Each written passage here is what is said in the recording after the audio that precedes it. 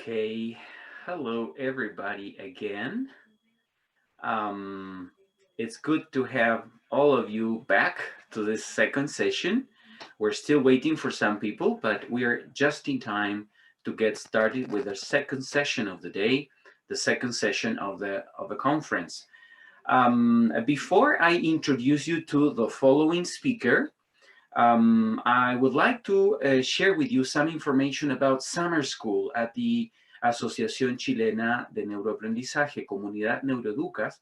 We are organizing a summer school, and I'd love to share this with you. So I will briefly share my screen. Two important certificates that we will be delivering coming January. Okay, the first one is the certificate in project-based learning (PBL) for those of you who are already working within the concept of project-based teaching, and this will include tech tools and flipped classroom techniques. This is especially for bilingual education, okay, and for online and on-site classes. Target audience, teachers in TESOL or bilingual programs in all school levels. In case you want to get more information, you can contact asistente at neuroeduca.cl. That's the first program I briefly wanted to introduce to you coming January. And also for coming January, we'll be delivering in Spanish Certificación en Aula Invertida con Uso de TICs para educación en contextos mixtos, presencial y distancia.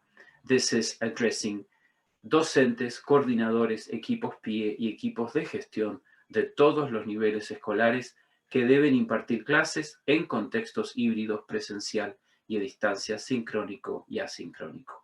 In case you are interested, you can also contact asistente at neuroeduca.cl. Okay, so now I'd like to go back to this slide, and well, I'd like to introduce you to Cynthia Hurtado Miller. Okay, she's our next speaker. And before I introduce Cynthia, I'd like to share something with you. Brain-based learning offers hope to those who search for meaning in education by integrating body, brain, and mind. This theory honors all three areas. I'm referring to educational neuroscience, all three areas of the human being, particularly if we think of special educational needs and disabilities. It is in the search of universal access that our next speaker will be taking, or that she will be talking about social, emotional, and behavioral difficulties in class. She will refer in detail to oppositional defiant disorder, known as ODD, and the antisocial personality disorders, known as APD. A few words about Cynthia. She's a psychologist from River Plate University in Argentina. She has a master's degree in psychopathology from UNED in Spain and a master's in educational neuropsychology from Alcalá University in Spain. She has lived and participated in school intervention projects in the US, in Argentina, and in Norway. Currently, Cynthia is working as a senior consultant in neuroscience. She teaches undergrad and graduate programs and courses at several universities in Chile. Let me tell you something else. She is the founder of an amazing digital media platform called Neurify. At present on high demand, you should visit it. And the purpose of this platform is looking to take applied neuroscience and have people in general understand more about it. So let's all welcome Cynthia Hurtado Miller. Cynthia, the rest of the time is yours. Okay. Thank you. Thank you, Joaquin. It's a pleasure to be with all of you this afternoon. Welcome. And today we're going to talk, as Joaquin said, about social, emotional, and behavioral difficulties in class. And we're going to focus on some disorders, specifically about oppositional defiant disorder, which is also called ODD, and antisocial personality disorder, which is also called APD. So, what are social, emotional, and behavioral difficulties? Well, these are a type of special needs in which children have severe difficulties in managing their emotions and behavior. This means that they have trouble building and maintaining relationships with peers and especially with adults, with authority. And they also struggle to engage with learning and to cope in mainstream education. And I bet you have experienced in your lifetime some of these kind of students. And if you haven't, well, I know you will sometime, someday. Now, why is it important for you as a teacher, as a psychologist, as a educational professional to know about these kind of problems? Because number one, students with learning and attention issues will often experience feelings of failure, lack of acceptance, self-esteem, as Francisca and Joaquin were just talking about, among their peers, and that also will increase their risk for misbehavior and absenteeism, which is very important for us professionals who are working in education. On the other hand, students with CEBD, which is social, emotional, and behavioral disorders or problems, are more than twice as likely to be suspended as students without CEBD. And the loss of instructional time increases the risk of repeating a grade or dropping out. Last but not least, failure to address learning and attention issues too often leads to students being incarcerated, especially the ones with criteria or a diagnosis of ODD and APD, which further, of course, disrupts their education. And it's not only important that you understand all of this, but also there is something very important for you to think about. You are working with some very special and particular brain. You are actually really lucky. You have so much to do in your hands. Why? Well, I would like you to think about your students' brains like a sidewalk made of fresh cement or pavement, okay? What that means is that their brain is so fresh, is so fertile that everything that touches or interacts with that brain will really make an impact. And it doesn't matter if it's a positive thing or a positive person or a negative one, it really impacts that brain so much. So imagine we have a sidewalk, and it's made out of fresh cement.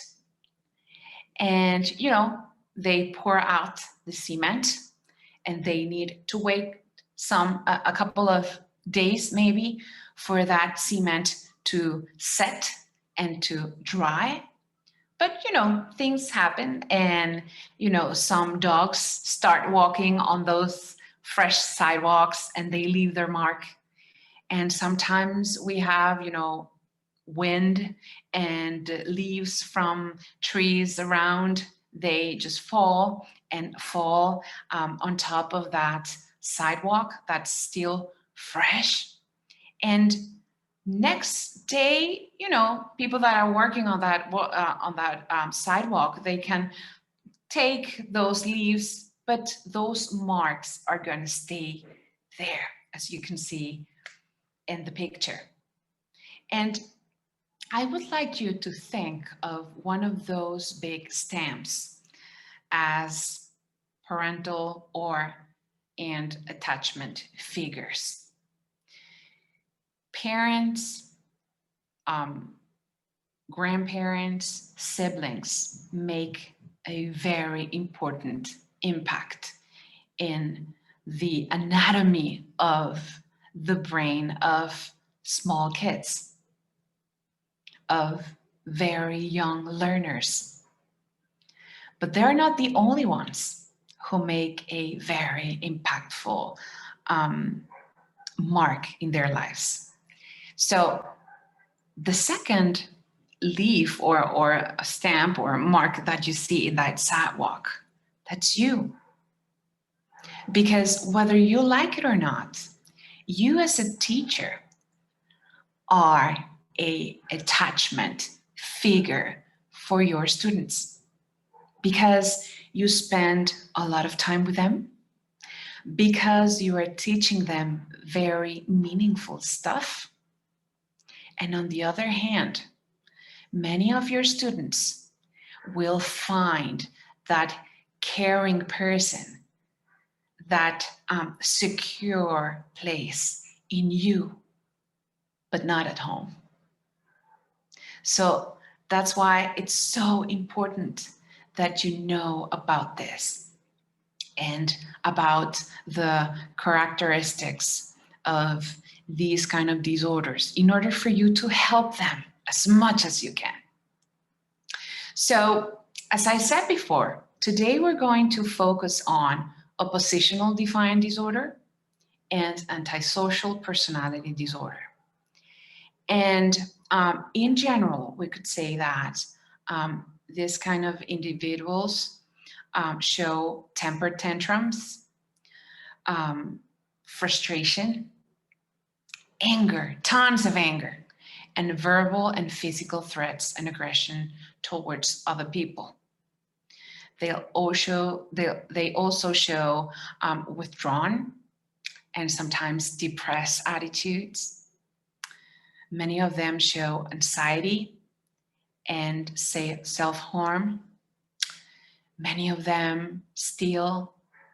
Many of them drug abuse of substances like drugs. They usually, and this is so typical, they usually justify everything they do, or they rationalize their behavior. But besides that, they usually blame other people for the consequences of their actions. I am not the one to blame. The other one is the one who made things worse. So I didn't misbehave. The problem is that that teacher doesn't like me. So that's the problem. Not me, the teacher. Have you heard about this before? Maybe you have. Last but not least, these kind of students are indifferent to the harmful effects of their actions on others. And sometimes, and this is really tough to say, but you can see them enjoying the fact that you are kind of out of control and that you're getting angry. And you can even see a little smile saying, ha ha ha, I like this. So these are general characteristics of these behaviors and these disorders, okay? These are not clinical criteria. Why? Because you as teachers are not the ones diagnosing these kind of disorders, okay? But you need to know general characteristics for you to help this process, because you as a teacher have a very important role in all that happens with those kind of students. So even if you're not a psychologist, or even if you're not the parent or a specialist in mental disorder, you are the one who is spending tons of time with that student. So you have tons of information to share and to give in order for that student to get better help. Now, maybe you're wondering, why is this happening? Why are we seeing so many cases of these disorders? Why are students more and more oppositional and defiant and antisocial? Well, there are many, many theories. We cannot say there's one particular cause, because we as human beings, as you know, we are multifactorial. So there are many, many possible causes to these specific problems. But one of them is, of course, genetic factors, okay, that usually are triggered by environmental factors. So maybe if one of your parents or one of your grandparents or uncles or aunts show this kind of disorder, then you are more vulnerable to develop it. But in mental health, 1 + 1 doesn't equal 2, meaning that if, let's say, if mommy has ODD and daddy has APD, then their son or their daughter are going to have the same disorder. No, that's not the way it works. Okay, but that kid, that child, is more vulnerable to develop these disorders. Then we have to talk about environmental and social factors that are really, really important and play a very strong role throughout this disorder. And it's, we're talking about low socioeconomical status, also psychosocial stress, parental mental illness, like we're gonna mention in a bit, maybe a brain injury due to an accident, for example, premature birth, inadequate nutrition, that makes you, again, more vulnerable to develop a social, emotional, and behavioral disorder, low access to medical care, pollution, and fetal alcohol syndrome that is due to the fact that the mother and the father were alcoholics, okay? Even before you get pregnant, all of those traits impact in the way that baby is going to develop inside of you.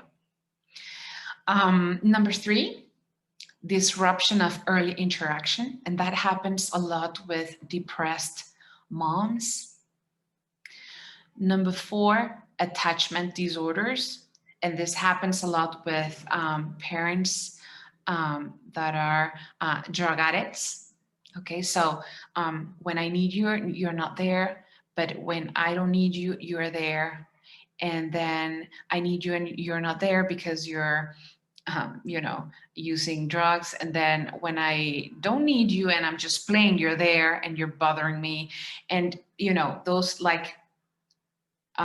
those type of interactions and attachment patterns really make that person more vulnerable to develop CEBDs. And last but not least, neglection and abuse. So it's like a cocktail. if you start adding all of these factors, then you, of course, increase the possibility of a child showing some of those characteristics or criteria I just told you about.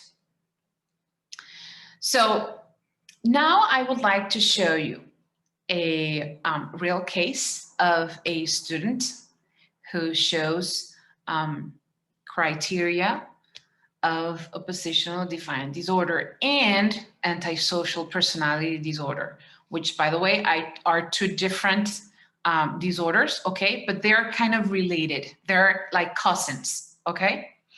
So this is Ethan.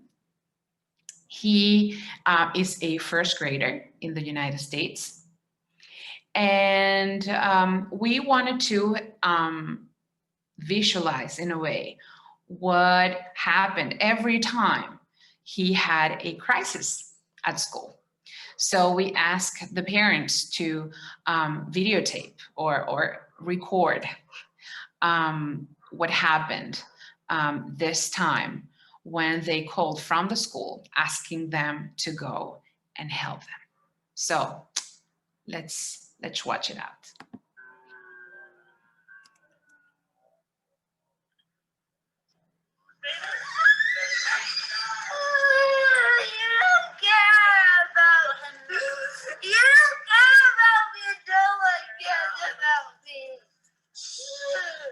You want to take that the elevator?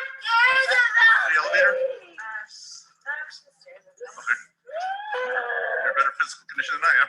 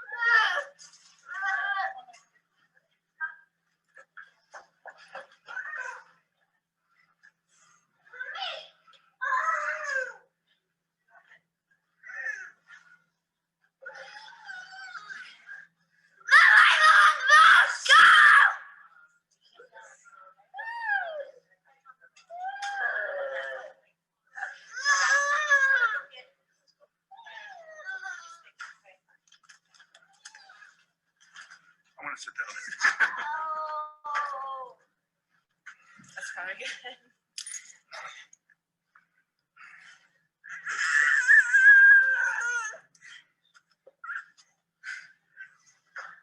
This isn't what we do at school. We don't yell and run.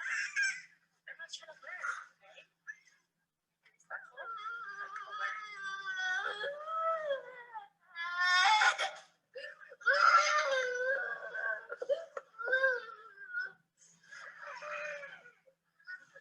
Don't touch me!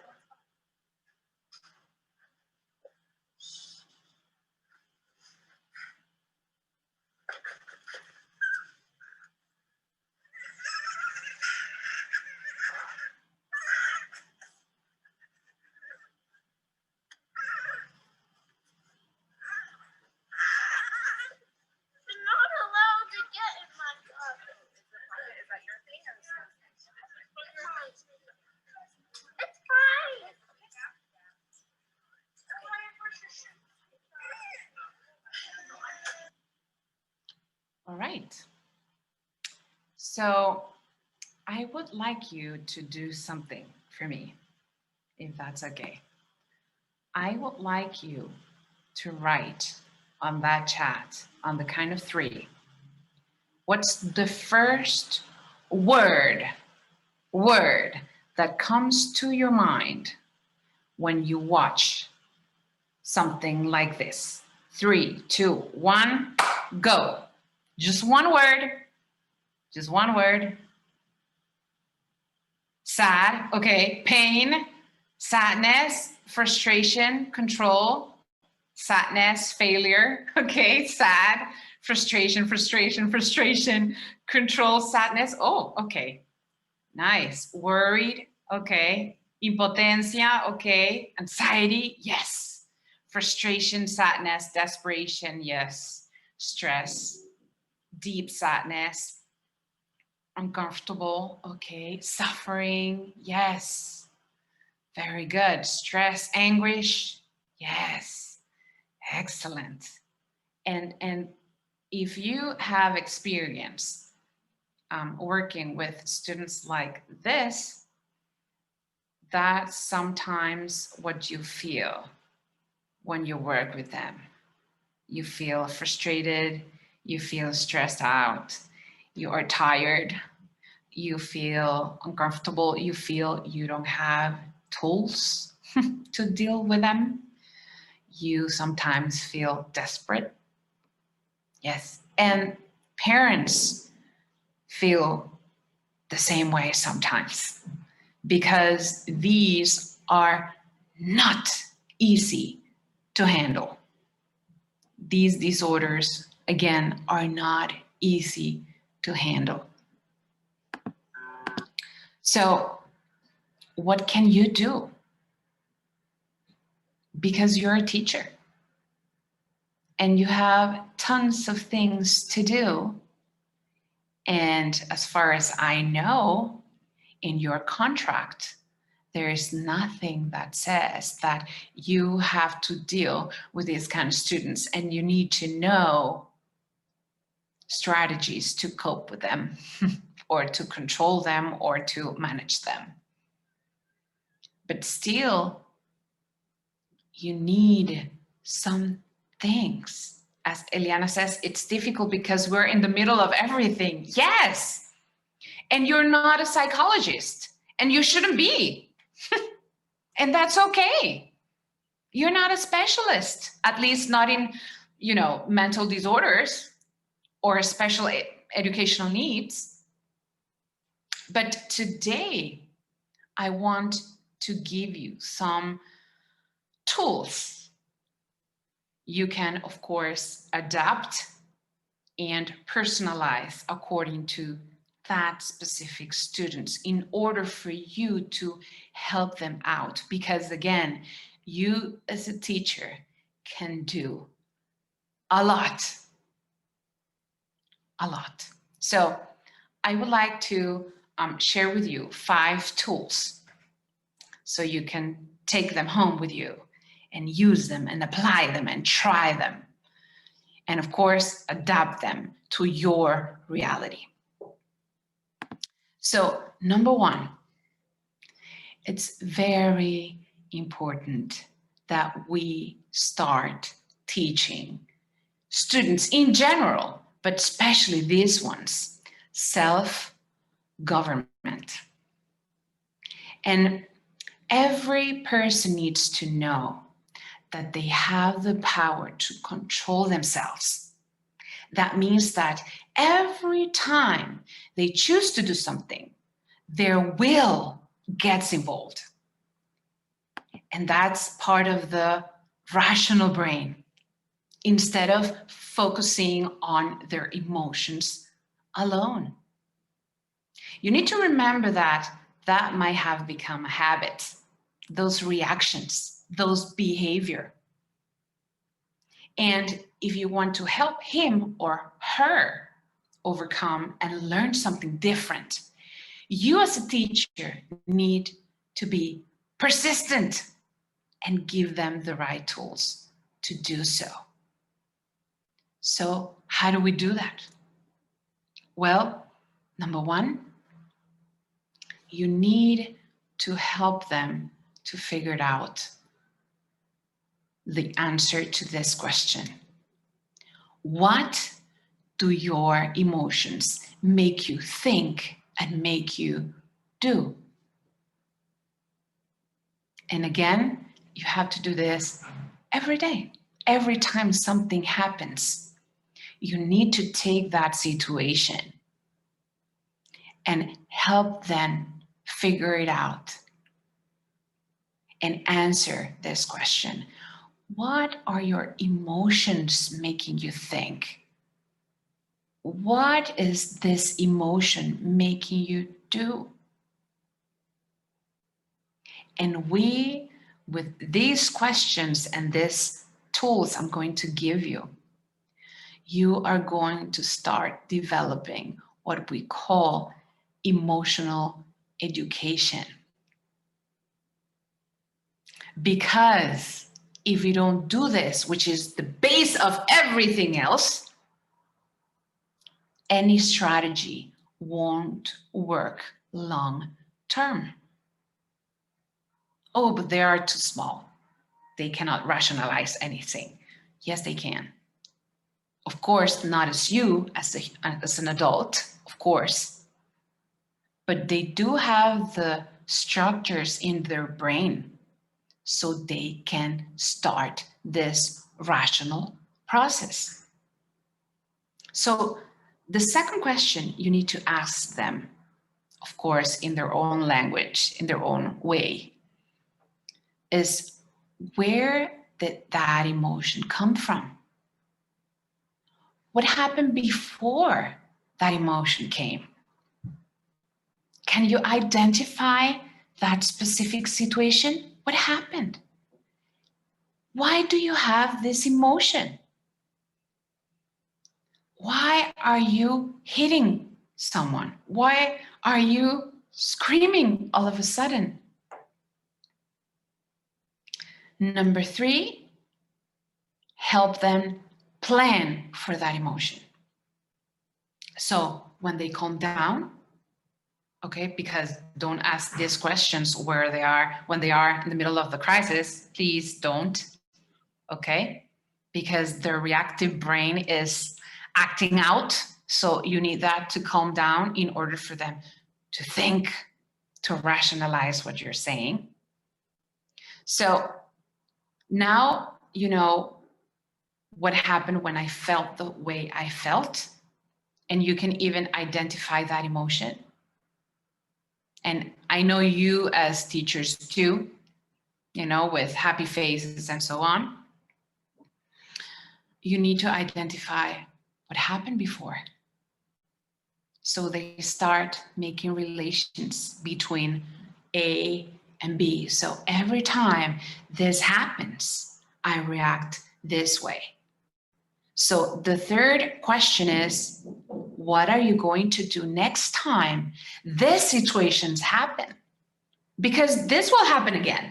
Maybe, I don't know, Paul is going to look at you in a way you don't like. So what's going to happen next time?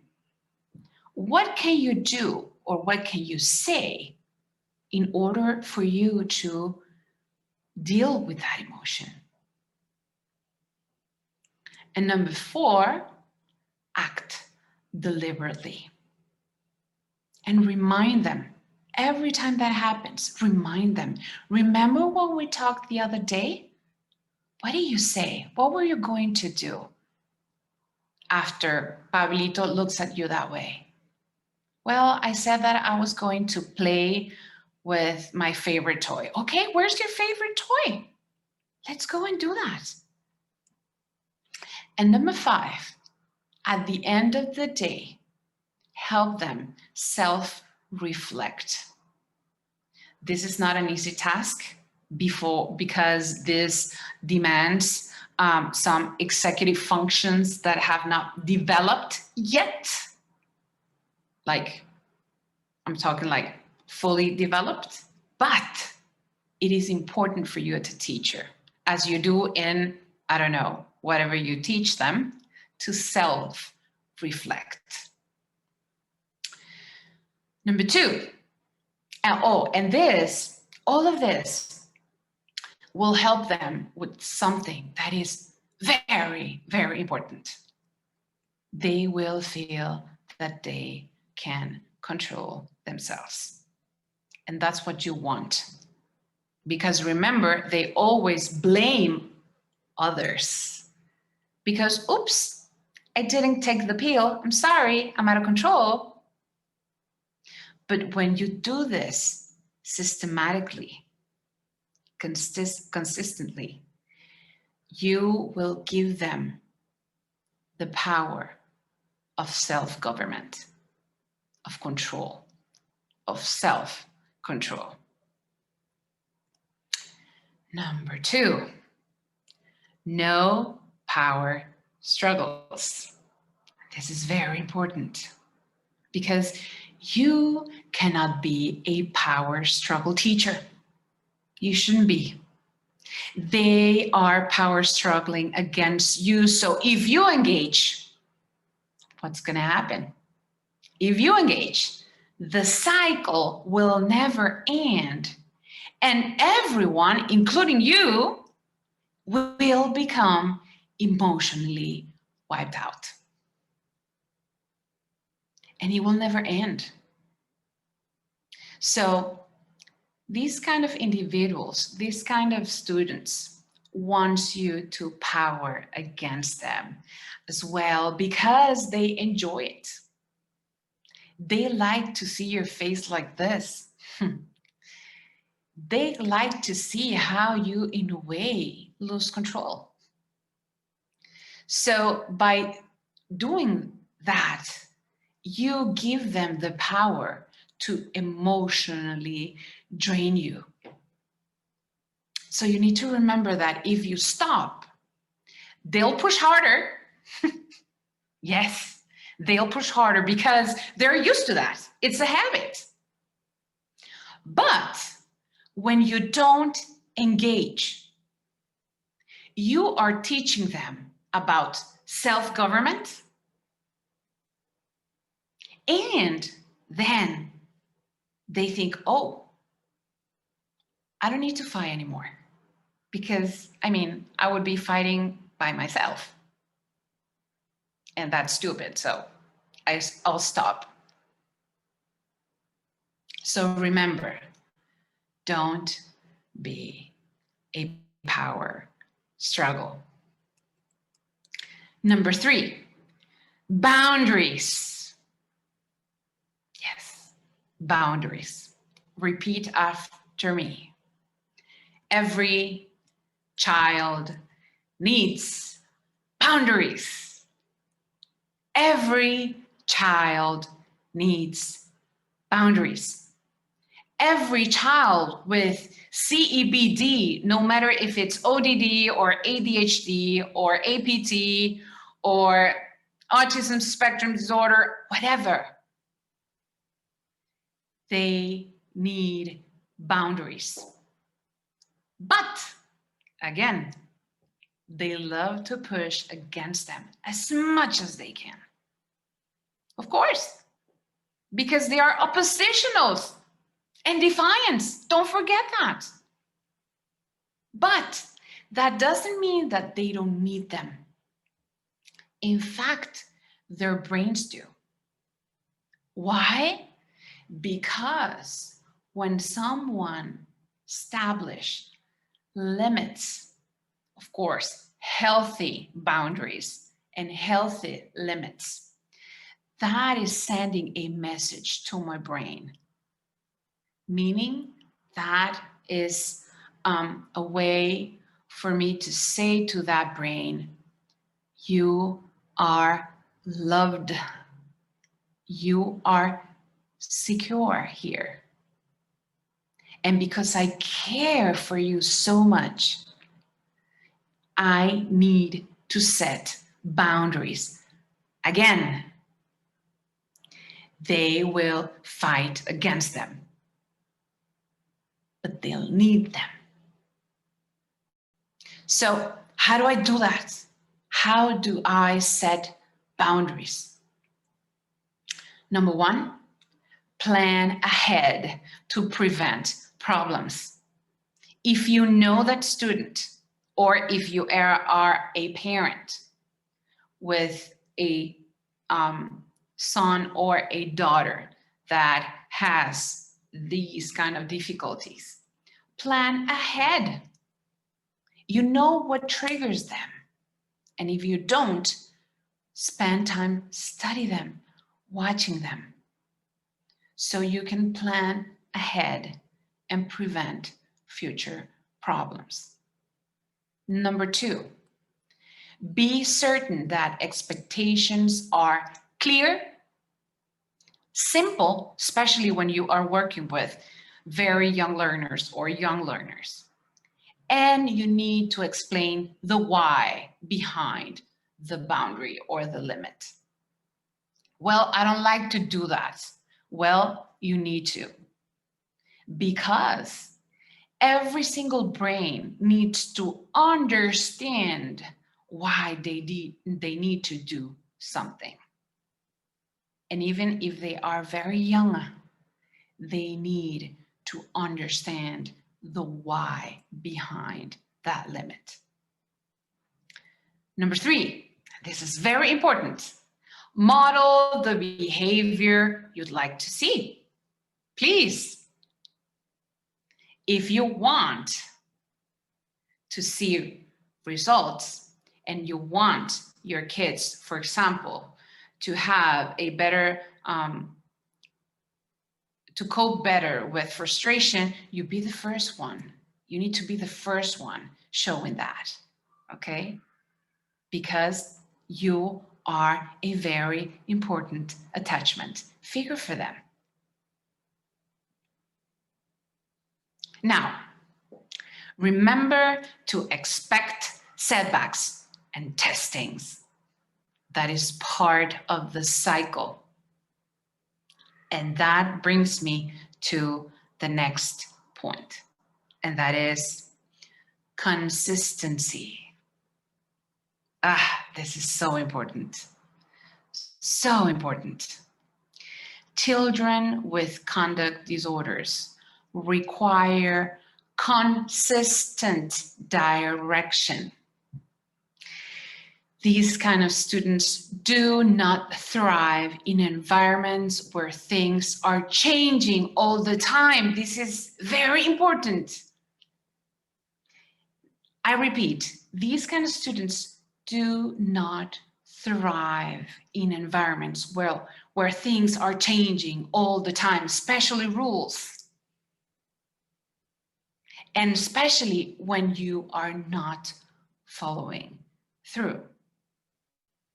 When you say something and then you say, oh, I'm so tired, so let him do whatever he wants. That's dangerous. That's not being consistent. Why? This is very important, because for them, change equals manipulation. Why? Well, that's how they understand and how they manage change. And if they feel manipulated, they'll push harder.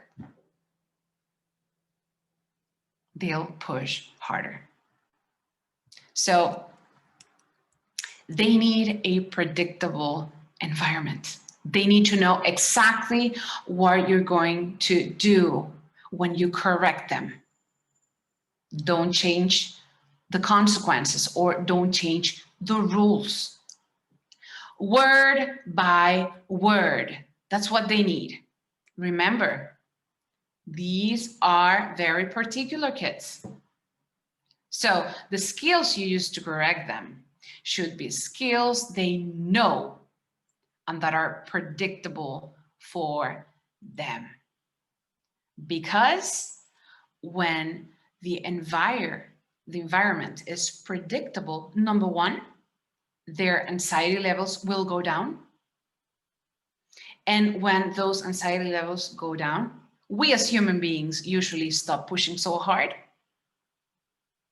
And number 2, if they stop pushing hard, so their anxiety levels will go down, they'll move from from their emotional and reactive brain to their cognitive prefrontal cortex part of the brain, which means the rational part of the brain. And that's what you want, because that will help you with self-government and self-regulation and so on. And last but not least, remember the basics. And I'm talking about specifically 3 things you need to know. And sometimes you might need to educate your students and their parents. Number 1, sleep. This is very important because evidence show, and I just quoted one study, but you can find so many students about ODD and APD. And evidence show that social, emotional, and behavioral difficulties are highly associated with poor sleep patterns. Moreover, there are associations between specific sleeping features and different aspects of behavior and emotions. Specifically, for example, hyperactivity was associated with tossing and turning during sleep and with sleepwalking. On the other hand, conduct problems such as ODD and APD are associated with night terrors, difficulty falling asleep, and daytime somnolence. Also, peer problems that are also related to these disorders we just described were associated with somewhat shorter total sleep time. And you need to remember that sleep disturbance not only will affect the way they learn, the way they react, and the way they'll feel, but also the way family functions, their relationship with their parents, siblings, family, peers, and with their development and school achievement. So this is something very important. And usually we don't take these basics into consideration. Number 2, nutrition. What? Nutrition? I don't understand. Well, nutrition is very important when you deal with cases like this. Actually, you need to work with that nutritional area when you deal with someone with special educational needs. Why? Well, because there is an axis between the brain and your gut. Did you know you have neurons in your gut? Yes, you do. And did you know that serotonin, one of the most famous neurotransmitters in the world,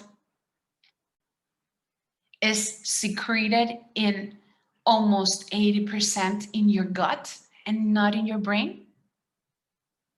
So that means that whatever happens in your gut, meaning whatever you are eating, will affect the health of your gut and the health of your brain.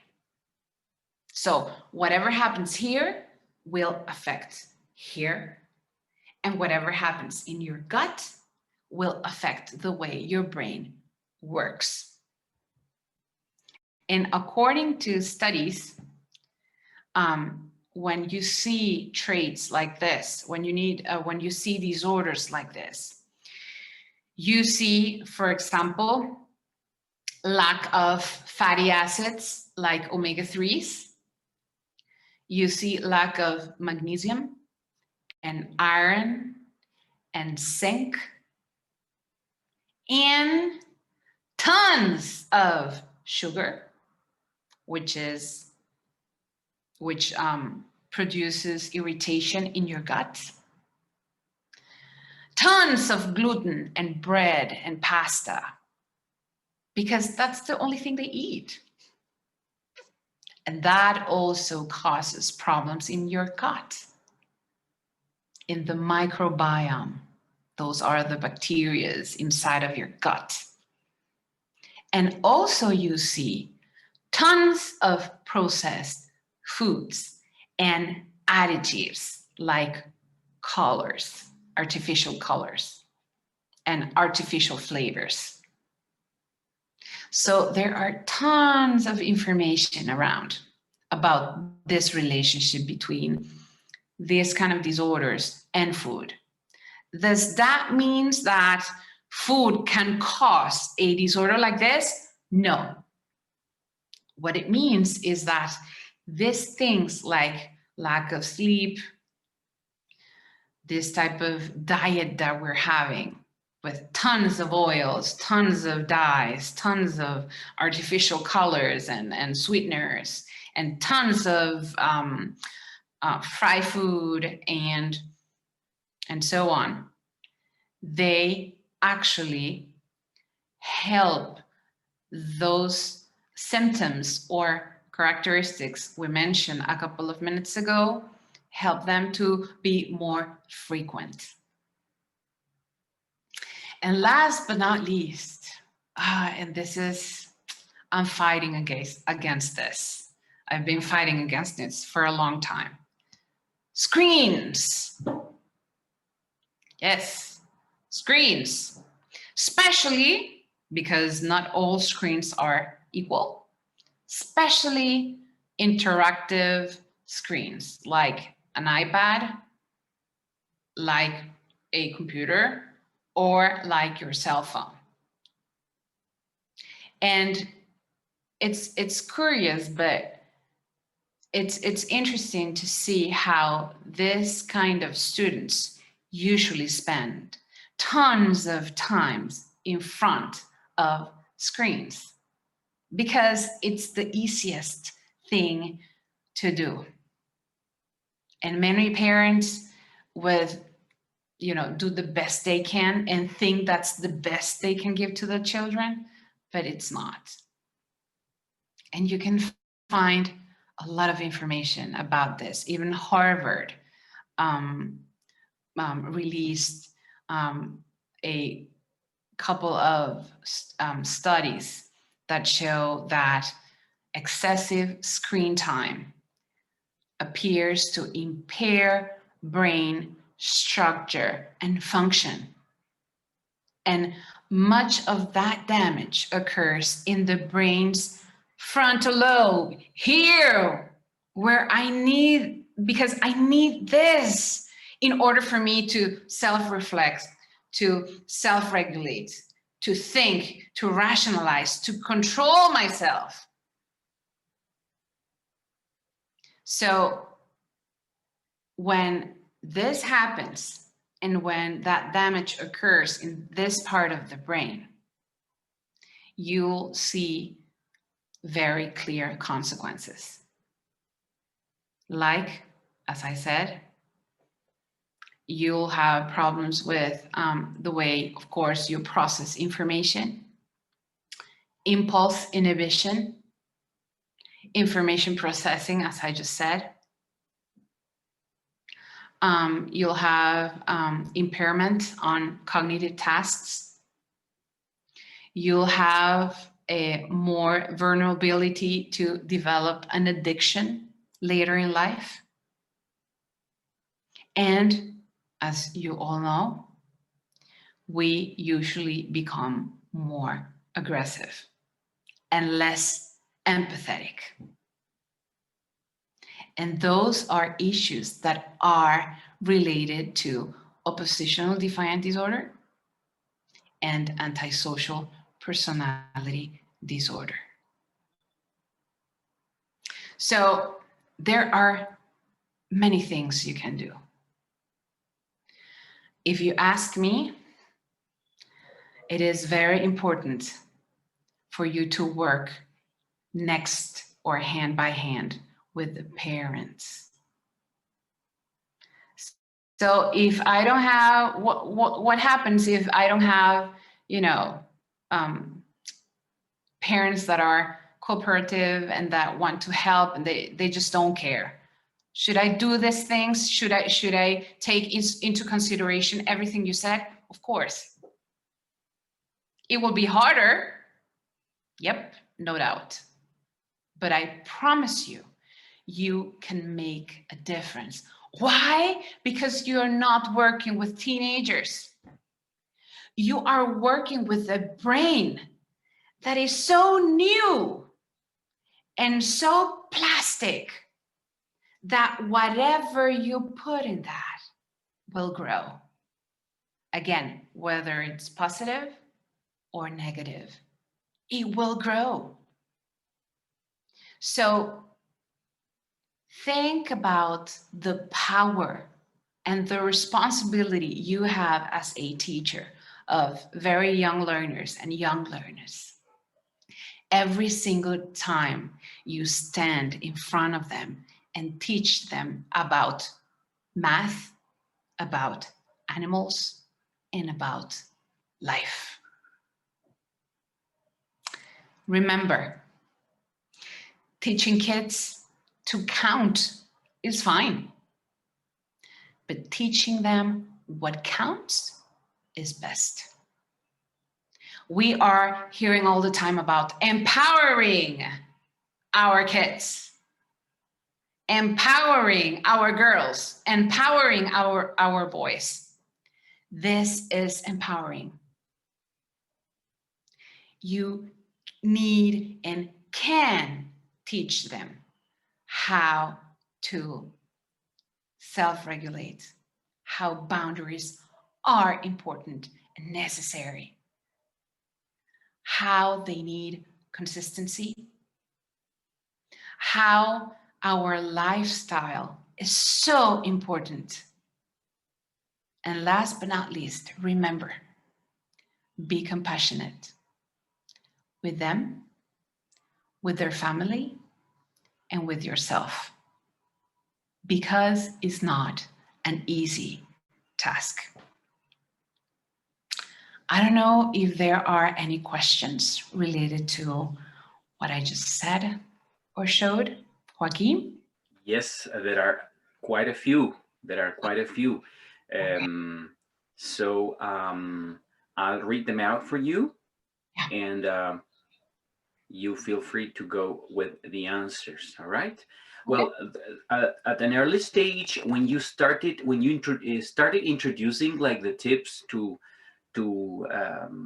cope with these situations, a couple of participants asked, so just leave them alone, or leave them alone but still be with them? And I What do think you that mean was when I they think have a crisis? yeah, having a crisis and not offering resistance. You said at one point, like this fight for power. No, I'm not talking. I'm not specifically talking about physical touch. Okay, even though I think that when you feel when you are kind of exploding and you don't want anyone to come and hug you or restrain your movement, so that will be worst. Okay. But of course, you need to take into consideration the other 20, 30 boys and girls that you have in your classroom. So that depends a lot in the protocols the school has regarding, this kind of issues or problems. Right. So This is, I'm depends. sorry. Here is Maria Fernanda clarifying her question. She says she asked that when you were talking about not to engage. Yes. Okay. When these kind of students are always arguing, and they are always they always have an opinion, and they are always trying you to engage in that cycle of, you know, screaming and insulting and you know, so don't engage in those situations, because Okay. you won't get them, it won't get you anywhere. Right. So, well, again, that is where Maria Fernanda was asking, should we leave them alone or until they get calm, until they are calm? Yeah. Well, when a kid is having a crisis and they are out of control, number one, you need to make sure they are not hurting or are going to hurt anybody. Number one. And number two, you need to give them a little time for them to calm down, because remember, they are just reacting. Their emotional and reactive brain or instinct brain is hyperactive. So whatever you say, even if it's the most amazing and important truth in the world, it will come through here and go this way. Great. So you need to help or to stay there until they calm down so they can rationalize what you tell them. Mm-hmm. All right. We have another question by Diana Pastene. How to establish limits without losing self-government when they fight against you? Well, one thing comes with the other. You need self-regulation comes hand in hand by with boundaries and limits. So you need to be very specific, especially if you work with small or young students. You need to be very specific. Don't have like 10 rules. No, because that won't work. Just have a, you know, 3, 4, 5 max, and just write them down with them, you know, socialize those rules with them. And if you want to, I think it would be very useful for you to write them down with them and decorate that area where those rules are going to be, so they are motivated to follow them, because they were the ones, you know, decorating everything. And put them in a place where they can see them every single day they go to your classroom. But boundaries are very important, and they are part of self regulation. Okay. Loreto Riesco is asking, how can we deal with peers? As teachers, we need to anticipate the class about the kids' special needs. And the classmates need to be part of the pack of tools, Yeah, of course. don't they? Yes, of course. And this will help you out with any kind of students, but they will have more effect or impact in students with special educational needs, especially ODD and APD. Mm-hmm. Probably what Loreto is referring to is, should she or should a teacher tell the rest in the class, the rest of the students, what's going on with Pablito or Susana in relation to making the peers part of the you know, the remedial work? Well, that's something very difficult to say, because there have been some situations where the teachers have explained to the rest of the classroom, like, okay, you know, Pablito is having this issue and he's having this problem, so every time he starts screaming, you know what to do. And then parents know about this, and they have even sued the school, because they shared a diagnosis that they didn't want the school to know. So it's a very, there's a very fine line between, you know, give the rest of the classroom tools and information, and not making that student feel humiliated or the center of laugh or even bullying. So it's a very delicate topic, and I think every classroom and every group is different. So there are no magic formulas. Okay, these are just general tools and strategies I just shared. And as I mentioned in the beginning, my invitation for you is to adapt them. As you saw, they were very general. So how do I make them think about what they just did and reflect? Well, that depends on the student, depends on their personality, depends on their age, depends on the severity of the case, depends on so many factors. So there is no magic formula. There is not one. Okay, we have a couple of more questions here. Cynthia Aranjuiz is asking, what happens when parents or family don't set the limits? Okay, and also in relation to that, how can we keep the consistency during a distance learning educational format? Yeah. Well, the first question about the first question, what happens when parents don't set limits and boundaries? Is that the Right. question? Yep. Well, your work, your job will become harder because you don't have that support. That's the truth. And the whole school, especially if you have a BA program, will need to work double the time to help that specific student, because it will be very inconsistent in his brain or her brain if there are some rules and boundaries at school and there are non-boundaries or limits at home. And that really messes them up. That's the truth, because there is a process that is called cognitive dissonance. And that means that when you have a parent or when you have an authority that tells you not to smoke, but every time you see them, they're smoking, that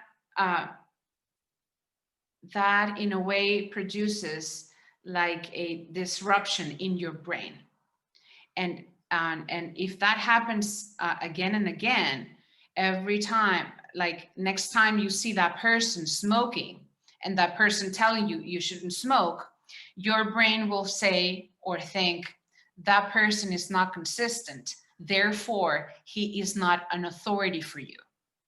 So even if they ask you to do something or they give you an instruction, they won't pay attention because that person won't be an authority for them. So that is why consistency is so important. If you said that if he or she did something did something or behave a certain way, they were going to be, I don't know, in timeout for 10 minutes, do it. Because if you don't, then they think, oh, first, she's not consistent. And number two, I'm the one in control. So next time I will fight and push harder because I'm the one who wants the control. So don't engage and be consistent. Even if you are the only adult in their lives that do that. Never underestimate the impact you as a teacher have in their brain. Never. What was the second question? I think you've answered, Oh, okay. and I will probably get back to, the second question was in relation to what happens during distance learning. Same thing. You apply rules and boundaries same way. You can make this activity where you can make the rules with everyone else and then you can show them, or you can say, okay, each one of you is going to work in pairs and you are going to come up with a rule and then, I don't know, a consequence, for example, if something happens, and try to promote thinking, rational thinking, and empathy, but also help them understand why you are giving them boundaries. Okay. And I'm sure, because that has happened to me so many times, after you are done with them, they are at home and they're like, Mommy, you know, my teacher is giving me boundaries. Why don't I have boundaries here? And sometimes parents don't know what to say or don't know what to answer to that, because they start comparing. Even if they're very young, they start comparing and they're saying, okay, my teacher, who's someone I admire, she's giving me, you know, boundaries, and she's explaining to me why, but my parents don't. And that, as I said before, affects the way the family works and the way that individual relates and lives with their family. So there is again a cognitive dissonance between what they do in your classroom and what they do at home. That can happen, and you cannot control that. So it's part of, you know, the new reality we have. But that doesn't mean you shouldn't establish boundaries. No, of course not. Okay, and then there's time for one more question, and this goes back to the same topic of peers and the other parents. The problem is that sometimes, Eliana goes, the problem is that sometimes the peers are afraid of these kids with SEBD, and then how to deal with the parents of the other kids. Yes, well, that usually is, you usually get help from the PA department, or you should at least, or you should ask help from them.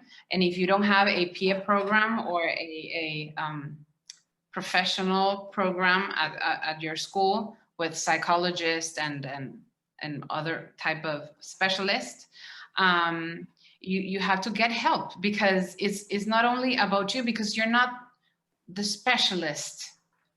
You spend tons of time with that student, but you're not the mental health specialist. So you need help from other professionals. So ask for help. And usually when you work with this kind of students, you are not working alone. Okay, there is a group of professionals that are helping that family and or that student. So don't think you need to do it alone. If you see that you're having issues in the classroom because that specific student is so disruptive that is affecting the rest of the students, well, ask for help and see, okay, what can we do? Talk to the parents and say, what do you think we can do? Do you think, is it okay with you if we share with the rest of the students and the parents that Pablito is having a problem? Maybe you can even come to my classroom or have a presentation where you can share how is a day or the life of someone with ODD and APD and what to expect. But you need to talk with the parents first, because if you don't, that might be a problem in the future. That might get you into trouble in the future, because parents are very sensitive toward this kind of topics. So talk to them and get help. Don't think you have to do everything alone. Great, great. Well, we want to thank you very much once again, Cynthia. So let's give Cynthia a round of applause. Okay. And remember, for those of you who have connected during the last couple of hours, I'd like to say this again. In the distance learning platform, you'll get access to Cynthia's presentation, as well as the previous talk we had. Okay, so we are now having a 15-minute break. Remember, we still have one more. Oh, lovely! Cynthia is yes, I forgot. Sure, sure. Useful resources. Thank you very much. And teachers in general will appreciate them. So thanks again, Cynthia. And I would like to remind everybody we're having one more session this afternoon. Okay, we're having Janina Jimenez.